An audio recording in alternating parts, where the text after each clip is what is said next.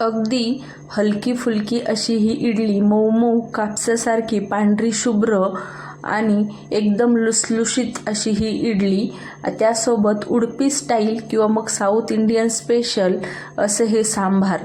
त्यातल्या त्यात आपण हे सांबार मसालासुद्धा घरीच बनवणार आहोत आणि सोबत मस्त अशी आंबट गोड तिखट चवीची चटणी, जी की साऊथ इंडियनची सुप्रसिद्ध अशी ही चटणी आहे. त्यासोबत पीठ कसं फर्मेंट करायचं, इडलीचं पीठ कशी कन्सिस्टन्सी ठेवायची आणि पीठ फर्मेंट झाल्यावर जाळी न मोडता कशा प्रकारे आपण इडली जी आहे बनवू शकतो, त्यासाठी किती माप घ्यायचं, किती काय घ्यायचं आणि अगदी अचूक प्रमाणात अशी ही इडलीची रेसिपी आज मी तुमच्यासोबत शेअर करणार आहे. तर सर्वात अगोदर कुठलेही उकडीचे तांदूळ किंवा मग कुठलाही जाडा तांदूळ न घेता इथे मी रेशनचा जो आपला तांदूळ असतो तो घेतलेला आहे. कारण कुठल्याही तांदूळापेक्षा रेशनच्या तांदूळाने जी इडली होते ना, त्याला कुठेच तोड नाही आहे. तर अशा पद्धतीने 6 वाट्या रेशनचे तांदूळ मी या ठिकाणी घेतलेले आहे. आता हे तांदूळ जे आहे थोडासा याला काळसर कलर असतो आणि आपली इडली पांढरी शुभ्र होत नाही. त्यासाठी काय करायचं, तर सर्वात अगोदर भरपूर पाणी घालून 5 मिनटं तांदूळाला तसंच सोडून द्यायचं आणि 5 मिनटं सोडलं की मग छान असं चोळून 5 ते 6 पाण्याने स्वच्छ धुवून काढायचं. जोपर्यंत पांढरं शुभ्र पाणी जे आहे तांदूळातून बाहेर पडत नाही तोपर्यंत तांदूळ जे आहे स्वच्छ धुवून घ्यायचे. त्याचसोबत जे आपले पोहेचे चमचे असतात, तर 6 वाटी तांदूळाला 4 चमचे पोहे आणि अगदी पाव चमचा असे हे मेथी दाणे घेतलेले आहे. आता तुम्ही म्हणाल की पोहे नंतर भिजवले तरी चालतील, आत्ता का भिजवायचे? तर ह्याची जी प्रक्रिया आहे, ह्याची जी फायदा आहे ना, मी तुम्हाला पुढे सांगते. तर पोहे स्वच्छ धुवून घातली, मेथीसुद्धा घातली, त्यानंतर भरपूर पाणी घालून आता हे तांदूळ जे आहे आपण 4 तास भिजवत ठेवूया. आता कमीत कमी 4 तास आणि जास्तीत जास्त 5 तास इतकेच आपल्याला हे तांदूळ भिजवायचे आहेत. त्याचसोबत आता उडदाच्या डाळीचं सुद्धा प्रमाण पाहूया. तर 6 वाटी तांदूळासाठी इथे 1.5 वाटी प्रमाणात उडदाची डाळ घेतलेली आहे. आता जर तुम्ही 3 वाटी तांदूळ घेत असाल तर 1.25 वाटी उडदाची डाळ घ्या. 6 वाटी तांदूळ घेत असाल तर 1.5 वाटी उडदाची डाळ घ्या. हे जे प्रमाण आहे अगदी परफेक्ट आहे. अचूक प्रमाणात इडली कशी बनवायची आज मी तुमच्यासोबत खरं तर तेच शेअर करणार आहे. बऱ्याच वेळेस आपण इडलीचं पीठ भिजवतो पण व्यवस्थित फर्मेंट होत नाही किंवा मग कन्सिस्टन्सी चुकते. तर यावर मी तुमच्यासाठी छान अशी ही आज रेसिपी घेऊन आलेली आहे. आता इथे डाळ जी आहे फक्त 2 पाण्याने धुवून घेतलेली आहे. त्यातली जी एक्स्ट्राची पावडर आहे तितकीच काढली. त्यानंतर भरपूर पाणी घालून डाळसुद्धा भिजवायला ठेवायची. आता तांदूळापेक्षा डाळ भिजवायला जास्त पाणी लागतं, त्यामुळे थोडंसं पाणी जास्त घातलं. हे पहा, 5 तासानंतर मस्त असा आपला तांदूळसुद्धा फुगलेला आहे आणि डाळसुद्धा फुगलेली आहे. आता तुम्ही म्हणाल की हे काय होतं, तर उडदाच्या डाळीची बी होती ती काढून घेतली. आता हे उडदाच्या डाळीमध्ये शिल्लक राहिलेलं पाणी एका ग्लासमध्ये काढून घेऊया. याचा वापर आपण नंतर करणार आहोत. तर उडदाच्या डाळीतलं सर्व पाणी काढून घेतलं. आता तुम्हाला या ठिकाणी पोहे आत्ताच का भिजवायचे हे सांगते मी. तर तुम्ही पाहू शकता तांदूळासोबत पोहेसुद्धा छान असे टुमटुमीत भिजलेले आहेत. आणि जेव्हा आपण तांदळाचं वाटण करू तेव्हा आपण पोहे भिजवले की पोहे जे आहेत व्यवस्थित भिजले जात नाही आणि मग त्याची फाईन पेस्ट जी आहे होत नाही, अशी खडतर पेस्ट होते. त्यामुळे इडली जी आहे ना आपली एकसारखी होत नाही, मऊसूद होत नाही आणि महत्त्वाचं म्हणजे पात्रामधून जे आहे इडली व्यवस्थित निघत नाही. त्यासाठी पोहेसुद्धा तांदूळासोबत भिजवायचे.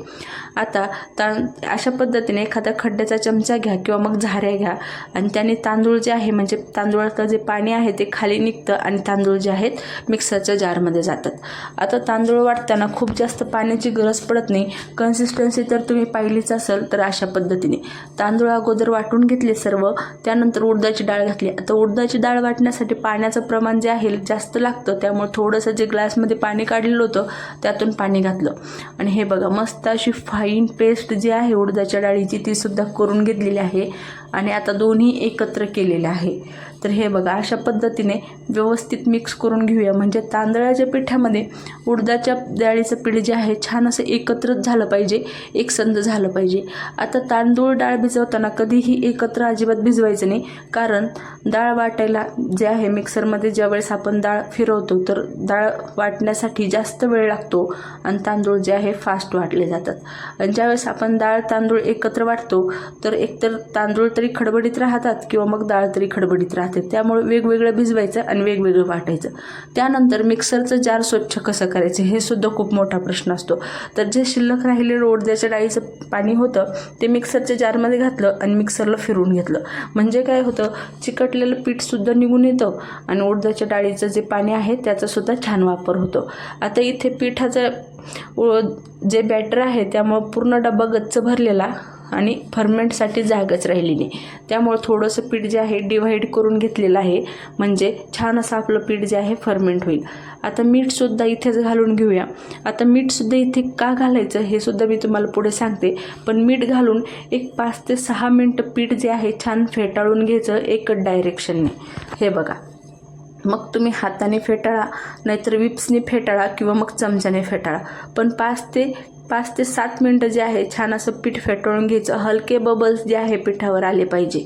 आता याने काय फायदा होतो, तर आपलं पीठ जे आहे जास्त प्रमाणात फर्मेंट होतं, छान जाळी पडते आणि हलकं फुलकं असं हे पीठ तयार होतं.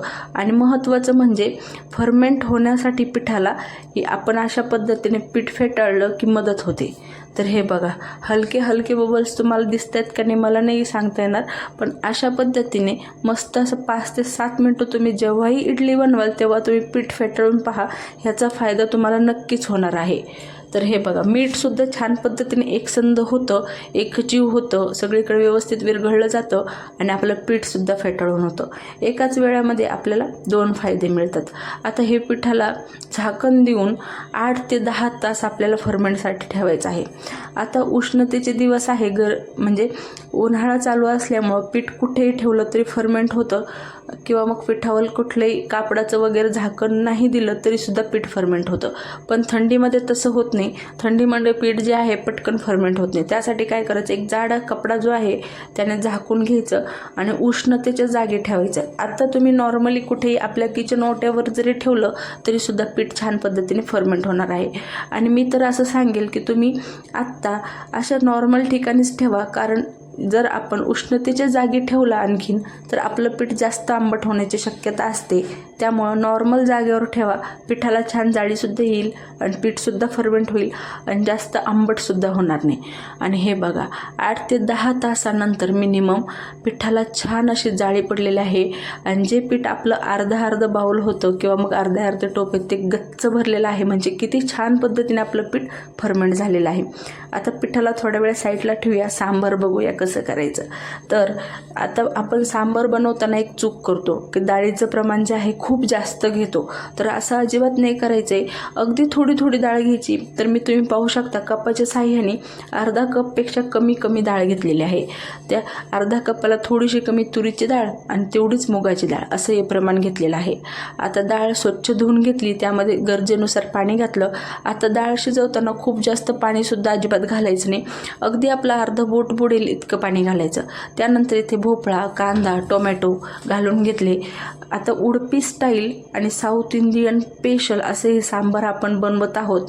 तर या ठिकाणी मी तुम्हाला हवं तर यामध्ये वांगंसुद्धा तुम्ही घालू शकता. आणखीन तुम्हाला कुठली भाजी घालायची असली तर घालू शकता. पण मिनिमम टोमॅटो, कांदा, भोपळं, शेवगा आणि वांग इतक्याच भाज्या असतात. तर इथे मी वांग स्किप केलेलं आहे. त्यानंतर एक कुकर घेतलं, त्यामध्ये तळाला पाणी घातलं, एक स्टँड ठेवलं आणि त्यावर आपली डाळ ठेवली, झाकण दिलं. आता इथे माझे 3 ते 4 शिट्ट्यामध्ये डाळ छान प्रकारे शिजली जाते. आता तुम्हाला किती शिट्ट्या घेण्याची गरज आहे तुमच्या कुकरला त्यानुसार तुम्ही शिट्ट्या घेऊ शकता. आता इकडे आपली डाळ होत आहे, तोपर्यंत वेळ वाया न घालवता लगेच चटणीसुद्धा बनवूया. तर एक नारळाचे तुकडे जे आहे, एक नारळ फोडून घेतलं, त्याचे तुकडे घातलेले आहे काप. 5 ते 6 हिरव्या मिरच्या घातल्या, 3 चमचे दही घातलं, चवीनुसार मीठ, 2 चमचे साखर. तर अशा पद्धतीने अगोदर फिरवून घेऊया चटणीला. आणि हे बघा, छान अशी दरदरीत चटणी तयार झालेली आहे, पण आपल्याला फाईन चटणी करायची आहे. आता हे नारळाचं पाणी जे शिल्लक राहिलेलं होतं तेच या ठिकाणी मी घालणार आहे आणि अतिरिक्त 2 चमचे दुसरं पाणी जे आपलं नॉर्मल असतं ते घातलेलं आहे. परत आपण चटणीला फिरवून घेऊया आणि काय मस्त अशी आपली व्हाईट चटणी तयार झालेली आहे. आता तुम्हाला इथे ग्रीन चटणी हवी असेल तर यामध्ये तुम्ही दह्याऐवजी लिंबू घाला आणि कोथिंबीर घाला. फक्त इतकाच बदल तुम्हाला करायचा आहे. तर तुमची ग्रीन ग्रीन चटणी तयार होईल. चला आता चटणीला फोडणीसुद्धा देऊया, म्हणजे आणखीन चवदार होईल. तर तेल घातलं थोडंसं, अर्धा चमचा मोहरी, अर्धा चमचा जिरे, अर्धा चमचा उडदाची डाळ, अर्धा चमचा चण्याची डाळ, एक लाल मिरची आणि भरपूर अशी कढीपत्त्याची पाने. कढीपत्त्याची पाने आवर्जून घाला, चव छान येते. आणि अशी खमंग फोडणी गरम गरम आपण ही चटणीमध्ये सोडूया. त्या अगोदर थोडंसे जे आहे डाळीतला कच्चापणा काढून घ्यायचा. 1-2 मिनटं जे आहे तेलामध्ये डाळ जी आहे परतवून घ्यायची, म्हणजे कच्चापणा निघून जातो. आणि ही गरम गरम फोडणी जी आहे आपल्या चटणीमध्ये घातली की मस्त अशी साऊथ इंडियन स्पेशल ही चटणी तयार होते. काय खमंग वास सुटलेला आहे तुम्हाला सांगते. मस्त अशी चटणी तयार झालेली आहे. एकदा तुम्ही या पद्धतीची चटणी नक्की ट्राय करा. तुम्ही बाकीच्या चटण्या ज्या आहे विसरून जाल आणि ही चटणी तुम्ही बनवायला घ्याल. तर आता आपली चटणी या ठिकाणी झालेली आहे. त्यानंतर डाळ शिजवत आहे, तोपर्यंत सांबार मसालासुद्धा बनवूया की. तर अर्धी पळी तेल घातलं, अर्धा चमचा मोहरी, अर्धा चमचा जिरे मोहरी छान फुलले की 1 चमचा चण्याची डाळ, 1 चमचा उडदाची डाळ, 1 चमचा तांदूळ, 1 चमचा धने आणि 2 ते 3 चमचे ओलं नारळ किसून घेतलेलं ते घातलं. 2 मिडियम साईजचे कांदे, 1 इंच अद्रक, 10 ते 15 लसणाच्या कळ्या आणि याला 1-2 मिनटं आपण परतवून घेऊया. कारण डाळी जे आहेत परतवायला किंवा मग डाळी जी आहे डाळीतला कच्चापणा निघायला थोडा जास्त वेळ लागतो. त्याचनुसार लसूणसुद्धा परतायला वेळ लागतो, कांदासुद्धा. त्या अगोदर आपण हे सर्व परतून घेऊया. त्यानंतर भरपूर असे कढीपत्त्याचे पाने घातलेले आहे, 10 ते 15. कढीपत्त्याची पाने आवर्जून घाला, फ्लेवर छान येतो, चव वाढते आणि मसाल्याला जो आहे सुगंध सुंदर येतो.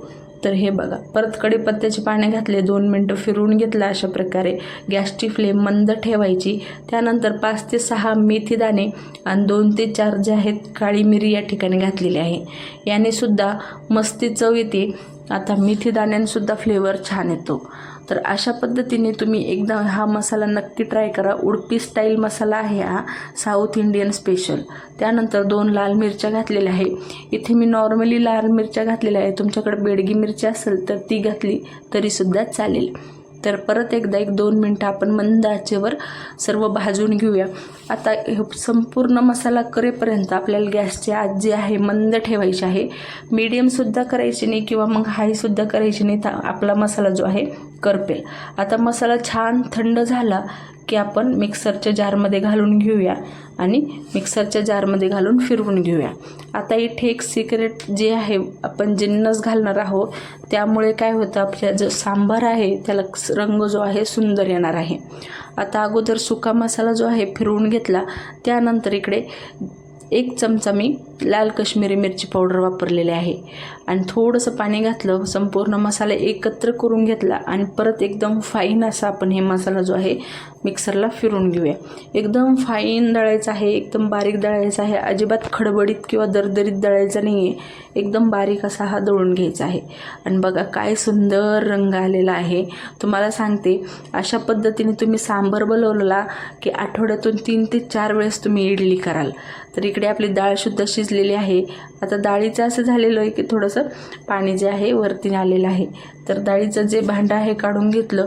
आता आपल्या शेवगाच्या शेंगा ज्या आपण वरती घातलेल्या होत्या त्या अजिबात गाळ झालेले नाही, तशाच तशा आहेत. तर आपण त्या काढून घेऊया, म्हणजे सांबारमध्ये ज्यावेळेस आपण शेवगा घालू तर मस्त असा अख्खा शेवगा दिसेल. तर हे बघा, सर्व शेवगाच्या शेंगा ज्या आहेत काढून घेतल्या. आता बऱ्याच वेळेस काय होतं, इडली तर आवडते पण सांबार खावं असं वाटत नाही. याचं कारण तुम्हाला माहिती आहे का? कारण आपण पॅकेटचा जो आहे सांबार मसाला वापरतो आणि त्याला अजिबात चव नसते. त्यामुळं आपलं सांबारसुद्धा अजिबात चवदार होत नाही. आणि आपल्याला असं वाटतं की आपण सांबार तर संपूर्ण साहित्यासोबत केलेलं आहे, मग असं का झालं? तर तो जो मसाला असतो त्याला अजिबात चव नसते, कुठले फ्लेवर नसतात. त्यामुळे सांबार जे आहे अजिबात चवदार लागत नाही आणि सांबार चवदार लागत नाही म्हणून इडलीसुद्धा खावीशी वाटत नाही. तर डाळ जी आहे छान अशी घोटून घेतलेली आहे. परत इकडे थोडंसं तेल घातलं, अर्धी पळी, 1 चमचा जिरे घातली, अर्धा चमचा मोहरी घातली, 1 चमचा उडदाची डाळ, अर्धा चमचा चण्याची डाळ, थोडीशी कढीपत्त्याची पाने, 5 ते 6 मिरी, इथे मेथीचे दाणे घातलेले आहे, मेथीचे दाणे घातली. मेथीचे दाणे जे आहे आवर्जून घाला, मेथीचे दाणे आणि कढीपत्तासुद्धा आवर्जून घाला. आता फोडणी देताना एका हातात झाकण घ्यायचं, एका हातात डाळ घ्यायची. आता डाळ कढईमध्ये टाकली की लगेच कढईवर झाकण ठेवायचं, म्हणजे खमंग फोडणी जी आहे आपल्याला सांबारला बसते. तर अजून आपल्याला यामध्ये सांबार मसाला घालायचा आहे. त्या एकत्रित करून घेतले व्यवस्थित एकत्र, आणि आपला जो सांबार मसाला आपण बनवलेला आहे तो घालून घ्यायचा. काय मस्त रंग येणार आहे तुम्हाला सांगते. आणि आता हे व्यवस्थित एकत्र करून याची कन्सिस्टन्सी आपल्याला जे आहे बॅलन्स करायची आहे. तर ते जे मिक्सरच्या जारला सांबार मसाला होता त्यामध्येच पाणी घालून भरपूर असं पाणी या ठिकाणी मी एक मिक्सरचा जार घातला अगोदर, त्यानंतर अर्धा घातला, आणि अशा पद्धतीने मस्त असं सांबार जे आहे खळखळीत उकळून घ्यायचं आहे. आपल्याला एकदम असं खळखळीत उकळून घ्यायचं आहे, ढणढणीत असं एक उकळ काढून घ्यायची आहे. आणि आता सर्वात शेवटी इथे शेवगाच्या शेंगा घालायच्या. शेवगाच्या शेंगा अगोदर अजिबात नाही घालायच्या, शेवटी घालायच्या, म्हणजे त्याचं जे आहे गाळ होणार नाही. आणि एक लाल मिरची मी फोडणीमध्ये घालायची विसरले होते, तुम्ही फोडणीमध्येच घाला म्हणजे फोडणी छान बसते. तर हे बघा काय सुंदर कलर आलेला आहे, मस्त असं सांबार तयार झालेलं आहे. अशा पद्धतीने तुम्ही जेव्हा पण सांबार बनवाल ना तर तुम्ही उडपी सेंटरमध्ये जाऊन अजिबात सांबार खाणार नाही, घरीच सांबार खाल. आणि कन्सिस्टन्सीसुद्धा खूप जास्त घट्ट ठेवायची नाही. आणि आणखीन चव वाढवायची आहे आपल्याला सांबारला, तर 2 चमचे किसलेला गूळ घातला आणि घट्ट असं 2 चमचे चिंचेचा कोळ घातलेला आहे या ठिकाणी. किंवा मग चिंच गुळाची चटणी असते ती घातली तरीसुद्धा चालेल, पण गूळ जो आहे थोडा अतिरिक्त घाला. आणि अशा पद्धतीने व्यवस्थित मिक्स करून मस्त अशी एक खळखळीत उकळी काढून घ्यायची, म्हणजे सर्व जे जिन्नस आहे छान एकत्रित होईल आणि छान सांबारचा जे आहे सुगंधसुद्धा सुटेल. हे बघा मस्त अशी कन्सिस्टन्सी. आता हे सांबारचं जे प्रमाण आहे 6 ते 7 जणांसाठी हे सांबारचं प्रमाण या ठिकाणी मी बनवलेलं आहे. अचूक प्रमाणात 6 ते 7 जणांसाठी सांबार कसं बनवायचं, सांबार मसाला कसा बनवायचं, सर्व रेसिपी जी आहे या ठिकाणी मी तुम्हाला सविस्तर सांगितलेली आहे. आणि हे बघा मस्त अशी खळखळीत उकळ आलेली आहे आणि सांबारला कलरसुद्धा सुंदर आलेला आहे. हवं तर इथे तुम्ही थोडीशी कोथिंबीरसुद्धा घालू शकता, मी नाही घातली कारण कढीपत्ता घातलेला होता त्यामुळे कोथिंबीर नाही घातली. आणि अशा पद्धतीने मस्त अशी ढणढणीत एक उकळ काढून घेतली.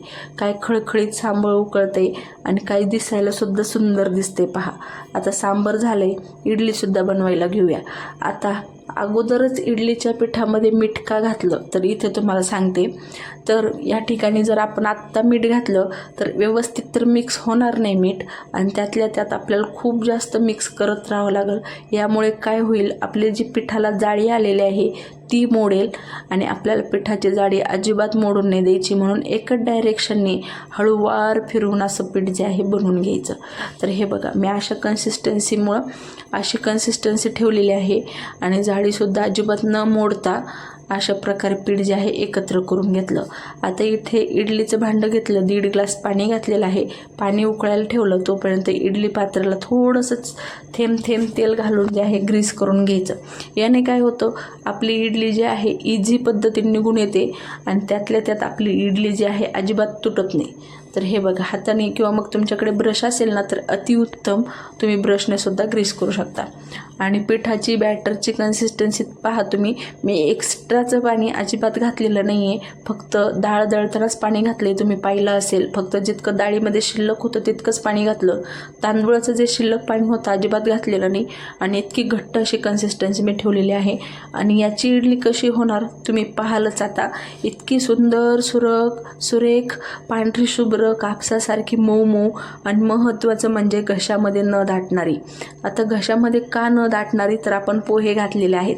इकडे पाणी जे आहे छान अशी वाफ आलेली होती, आणि आपले इडलीचे पात्र जे आहेत ते सुद्धा रेडी झालेले आहेत. आणि एक एक करून इडलीचे पात्र ठेवूया. आता इडलीचे पात्र ठेवताना सुद्धा काळजी घ्यायची. आता ते जे 3 होल आहेत त्या 3 होलवर बरोबर इडली आली पाहिजे. अजिबात 3 होलवर होल घ्यायचे नाहीत, होलवर जे आहे इडली घ्यायची. तर हे बघा मी होलवर इडली घेतलेली आहे. याने काय होतं, इडली जी आहे खालून एकामेकाला पात्राला चिकटत नाही इडली, आणि मस्त अशी इडलीला जे आहे होलमधून वाफ मिळते. एक 15 मिनटं हाय फ्लेमवर इडली जी आहे शिजून घ्यायची. इडली जी आहे मस्त अशी करून घ्यायची, शिजून घ्यायची. आणि अशा पद्धतीने आपली मऊसूद इडली जी आहे तयार झालेली आहे. मस्त 15 मिनटं अशी वाफ काढून घेतली इडलीला, आणि 15 मिनटानंतर 5 मिनटं तशीच झाकण देऊन ठेवली होती. मस्त अशी मऊ इडली झालेली आहे. आणि त्यातल्या त्यात पात्राला सुद्धा अजिबात इडली चिकटलेली नाही आहे. इझी पद्धतीने इडली निघायचा पात्रातून जर काढायची असेल ना तर थोडंसं तेल पात्राला नक्की लावायचं. एकदा तेल लावलं ना तर मग परत लावायची गरज नाही. आपली संपूर्ण इडली होईपर्यंत आपली इडली अशीच निघून येते. हे बघा, मस्त मऊ कापसासारखी लुसलुशीत, घशामध्ये न दाटणारी, पांढरी शुभ्र, काय मस्त इडली झालेली आहे. आणि महत्त्वाचं म्हणजे दुप्पट फुगलेली आहे आणि हलकी फुलकी झालेली आहे. अशा पद्धतीने मस्त अशी इडली झालेली आहे आपली तयार. तर तुम्ही पाहू शकता काय इडली, तुम्ही अशा पद्धतीने सर्व प्रमाण घेतलं ना तर तुमचीसुद्धा इडली दुपटी तिपटीने फुलेल.